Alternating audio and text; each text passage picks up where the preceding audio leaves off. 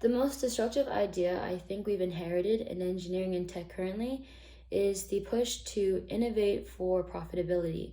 I think instead of innovating with the idea of helping others and making the world a better place, over time, we've shifted towards what can make the most money by making something bigger and faster. One destructive example we can see in society is Boeing. Through the push from shareholders to, release a product that was not ready, we saw issues with safety with the 737 MAX accidents. And that said, a world in tech engineering without this destructive idea would look like, obviously, less accidents based off of safety issues. We would see high quality products pushed out in slower timelines, but to ensure that everything is actually stable. But we would also see a world where you don't see a large disparity between first world countries and also marginalized third world areas. Instead of first world countries growing faster, innovating more and more, and their products getting better, you'd see innovation shifted towards helping marginalized communities or developing areas.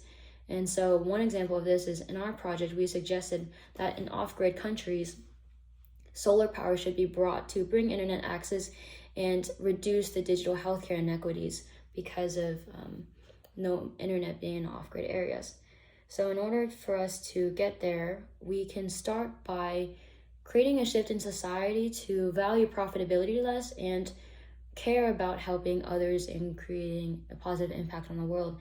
And I think it's in the case of important leaders like government leaders, also external organizations like the United Nations, to make calls to value or push towards having a positive impact rather than just innovating for the sake of making more money or having some better technology with no purpose behind it. So in that sense, government leaders can start to incentivize companies that make a positive impact in ways that don't benefit them and benefit other areas that actually need this technology. That's one example. Aside from that, something that spoke to me in the excerpt was the quote, "Dream a little before we think." I think if more people dreamed and turned inwards and were reflective on what they actually wanted, we'd see people doing things more intentionally about driving their values in the things they do rather than just acting before they think and kind of following what everyone else is doing.